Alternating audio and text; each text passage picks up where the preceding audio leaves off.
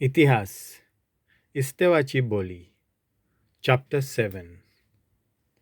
परम याज्ञिकान इस्तेवाक विचारलें, तें सांगतात तें खरें?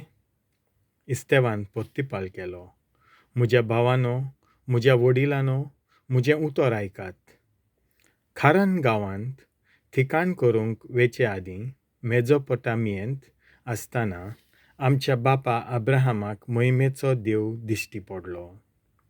ताणें ताका म्हणलें, तुजो देश सोड, तुज्या घरांतल्यो भायर सर आनी हांव तुका दाखयतलों त्या देसांत वच. तेन्ना तो कालदेकारांच्या देसांतलो भायर सरलो आनी खार्रान गांवांत रावंक गेलो. आनी ताचो बापूय मोत्तोच देवान ताका थंयसरलो भायर काडलो आनी ह्यात तुमी आतां रावतात त्या देसांत हाडलो. तरी ह्या देसांत एक येत भर पर्यान ताका दायज दिलें ना.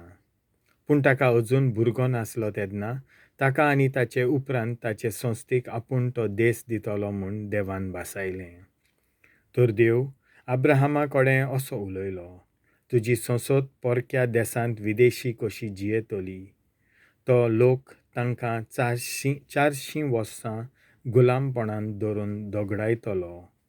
सर्वेस्परान आनीकूय म्हणलें, जें राष्ट्र तांकां गुलामपणान दवरतलें त्या राष्ट्राची हांव नीत कोत्तलों आनी उपरांत तीं थंयसरलीं भायर सरतलीं आनी हे सुवातेर तीं म्हाका भोजतलीं. आनी देवान अब्राहमाक सुन्नतीचो करार दिलो. आनी हे परी इजाक ताचो पूत जल्मतोच 8व्या दिसा ताणें ताची सुन्नत केली. मागीर इजाकान जाकोबाची सुन्नत केली आनी उपरांत जाकोबान 12 परजापतींची सुन्नत केली. हे परजापती आपल्या भावा जुजेचे नाटकायेन भरोन ताका गुलाम कसो विकलो आनी असो तो इजिप्ताक पावलो.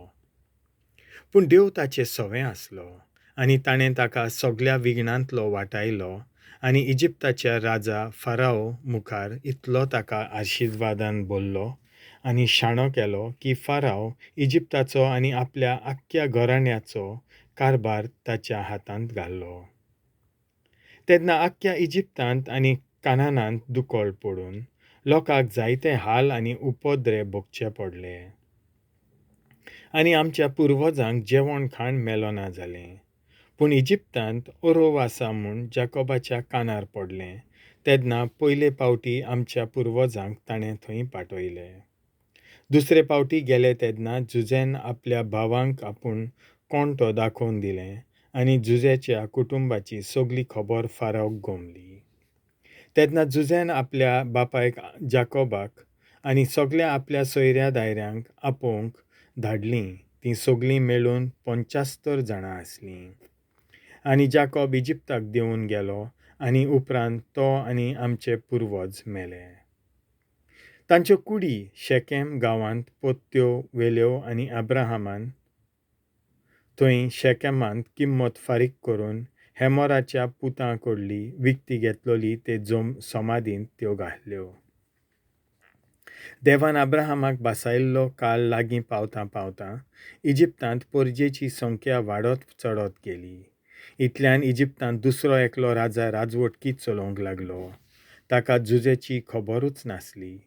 ताणें आमचे परजेक नादबुदीन वागयली आनी आमच्या पुर्वजांक इतली पिडापीड दिली की निकतेच जल्मल्ल्या बालकांक ते वांडचे न्हय म्हूण ओसाद घालूंक तांकां हुकूम घाल्लो. असल्या वेळार मोइजेस जल्मलो आनी देवाक मानवलो. 3 म्हयने पर्यंत ताका आपल्या बापायच्या घरांत पोसलो.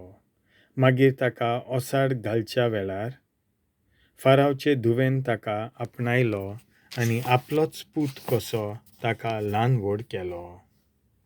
इजिप्तकारांची विद्या आसली तितली मोइजेसाक शिकयली आनी तो उतरांनी आनी कोडण्यांनी बळवंत जालो. 40 वर्सांचे पिरायेर आपल्या भावां भयणींक म्हणजे इस्रायलाच्या पुतां धुवांक भेट दिवंक ताच्या मनांत आयलें. तांच्या मदल्या एकल्याक कोण एकलो इजिप्तकार जुलूम कोत्तालो म्हूण पळोवन मोइजेस ताच्या आदाराक गेलो आनी इजिप्तकाराक जिवेशी मारून पिडापीड भोगलोल्याचो ताणें सूत घेतलो. आपणा वरवीं देव तांकां सुटका दिवंक वेता म्हूण आपली भाव भयण समजतली म्हूण मोइजेस चिंतालो. पूण खरेंच म्हणल्यार हें तांकां समजोंक ना. दुसऱ्या दिसा दोग जाण इस्रायलकार झगडटाले तेन्ना मोइजेस नव्यान थंय दिश्टी पडलो आनी तांचे मदें शांती करूंक म्हूण ताणें म्हणलें, इश्टानो, तुमी एकामेकाचे भाव, कित्याक तर एकामेकाक दुखयतात तुमी? पूण आपल्या भावाक अपमान कोत्तालो त्या मनशान मोइजेसाक दुखलून उडयलो आनी म्हणलें, आमचे वयर फुडारी आनी नितीदार तुका कोणें नेमला?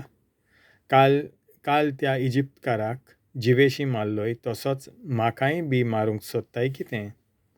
हें आयकून मोइजेस पळून गेलो आनी मिदियान गांवांत रावलो. थंय ताका दोग पूत जल्मले. 40 वर्सां भरल्या उपरांत सिनाय दोंगरा लागच्या अरण्यांत एका जळट्या जिलखुटांतल्या आकट्यांत एका देवदूताचें ताका दर्शन मेळ्ळें.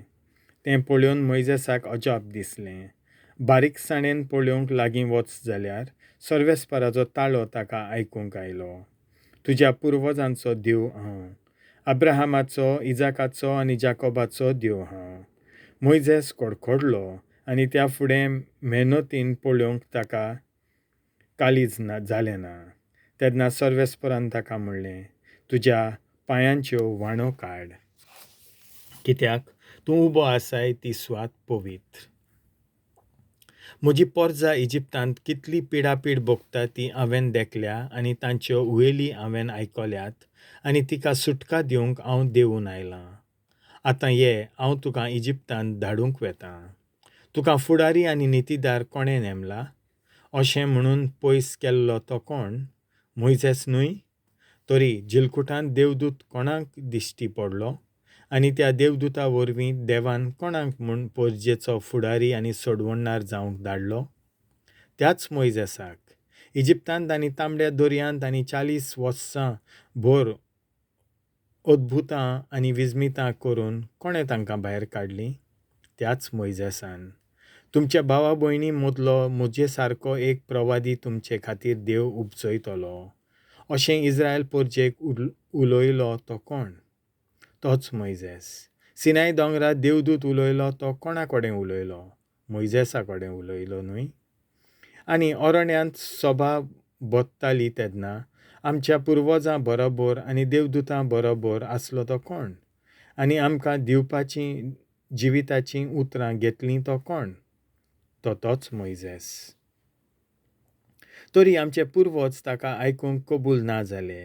तांणी ताका पाट केली आनी परतून इजिप्ताक वचपाची खुशी दाखोवन तांणी आरोनाक सांगलें, आमचे मुखार वचूंक आमचे देव करून दी, कित्याक आमकां इजिप्तांतलीं भायर काडलीं त्या मोइजेसाचें कितें जालां ताची आमकां खबरूच ना. तेन्ना तांणी एक पाडकुलो केलो आनी हे मुर्तीक यज्ञ भेटयलो. आपल्याच हातांनी केल्ल्या कामा पासत तीं मुरगटलीं. पूण देवान तांकां पाट वडली आनी अंतरला वेले फौजेची पुजा करूंक तांकां सोडून दिलीं. तर अशें प्रवाद्यांच्या पुस्तकार बरयल्लें आसा. इस्रायलाच्या घराण्या, 40 वर्सां पर्यान अरण्यांत बोल्यो आनी बलिदानां तुवें म्हाका भेटयल्यांत ना? पूण मोलोक 40 वर्सां पर्यान अरण्यांत बोल्यो आनी बलिदानां तुवें म्हाका भेटयल्यांत ना. पूण मोलोकाचो तोंबू आनी रेफान देवाचें नोकेत तुमच्या खांदार तुमी व्हेलीं, ह्योच त्यो बोजूंक केल्ल्यो मुर्ती. तर आतां बाबिलोनिये पेल्यान हांव तुमकां परदेसांत धाडूंक वेतां. आमच्या पुर्वजां सांगाती अरण्यांत गवायकेच्यो तोंबू आसलो. देवान मोइजेसाक फर्मायल्लें तशें आनी ताका नमुनो दाखयल्लो त्या प्रमाणें तो तोंबू केल्लो. मागीर आमच्या पुर्वजांनी पिणकेन तो घेवन सांबाळ्ळो. शेकी जेन्ना आमच्या पुर्वजांक जागो करूंक देवान तांच्या फुड्यांत राष्ट्रांक धांवडायलीं आनी त्या राष्ट्रांचो देश आमी आमच्या ताब्यांत केलो, तेन्ना जोशुआच्या फुडारीपणां खाल तो तोंबू ह्या देसांत भितर काडलो. दाविदाच्या काळा पर्यंत तो हांगा आसलो. दावीद देवाक मानवलो आनी जाकोबाच्या देवा खातीर एक मंदीर तयार करूंक ताणें मागलें. पूण हें मंदीर सोलोमोनान ताका बांदलें. तरी पूण भोव वर्तो देव मनशाच्या हातांनी बांदलोल्या मंदिरांनी रावना, कित्याक प्रवादी अशें म्हणटा, स्वर्ग म्हजें शिवासन आनी पृथ्वी म्हज्या पांयांची मोनय. कसलें म्हूण मंदीर तुमी म्हाका बांदशात? अशें म्हणटा सर्वेस्पर, वो हांवें विसव घेवचे खातीर कसलो म्हूण जागो तुमी म्हाका तयार करशात? ह्यो सगल्यो वस्तू म्हज्या हातान रचल्यात की ना? तुमचें कांटें कितलें म्हूण निबोर? तुमची काळजां आनी कान देवाच्या कोराराक अविस्वाशी. तुमी तर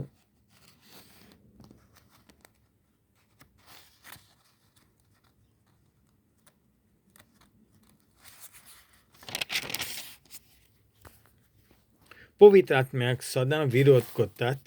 तुमच्या पुर्वजांनी केल्लें तशेंच तुमी करतात. खंयच्या तरी प्रवाद्याक तुमच्या पुर्वजांनी धुमाळो दिनासतना दवरला. देवाक मानवलोलो येवचो आसा म्हूण आदीं फुडें परगोडटाले तांकां तांणी जिवेशी मारले. आनी आतां तुमीच ताचो घात घेवन ताका जिवेशी मारलो. देवदूतां उदेशी तुमी समूत घेतलोली तरी ती पाळूंक ना ते तुमीच इस्तेवाक फातरायतात. हें आयकून तांच्या काळजांत राग शिजतालो आनी ते ताचेर आड आपले दांत कोरकोरावंक लागले. पूण इस्तेव पवित्र आत्म्यान बोल्लोलो जावन सर्गाक तेल्लून पळोवंक लागलो आनी ताणें देवाची महिमा देखली. आनी देवाच्या उजव्या हाताक उबो आसलोलो जेजूक ताणें पळयलो. ताणें म्हणलें, ओ पळयात, सर्ग उक्तो जाल्लो आनी मनशाचो पूत देवाच्या उजव्याक घेवन उबो आसलोलो म्हाका दिश्टी पडटा. पूण तांणी व्हडल्यान उयेली मारल्यो. हातांनी आपले कान धांपले आनी सगळे बरोबर ताच्या आंगार गेले. उपरांत ताका शारा भायर ओडून व्हेलो आनी फातरांनी मारलो. आनी साक्षीदारांनी आपलीं आवरोणां सावलू नांवाच्या एका तरणाट्याच्या पांयाशीं दवरलीं. इस्तेवाक फातरांनी मारताले तेन्ना ताणें अशें मागणें केलें, सोम्या जेजू, म्हजो आत्मो तुज्या हातांत घे.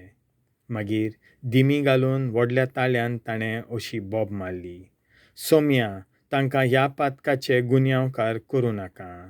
आनी हें म्हणून तो अंतरलो. ह्या खुणाक सावलूची सगळी मान्यताय आसली.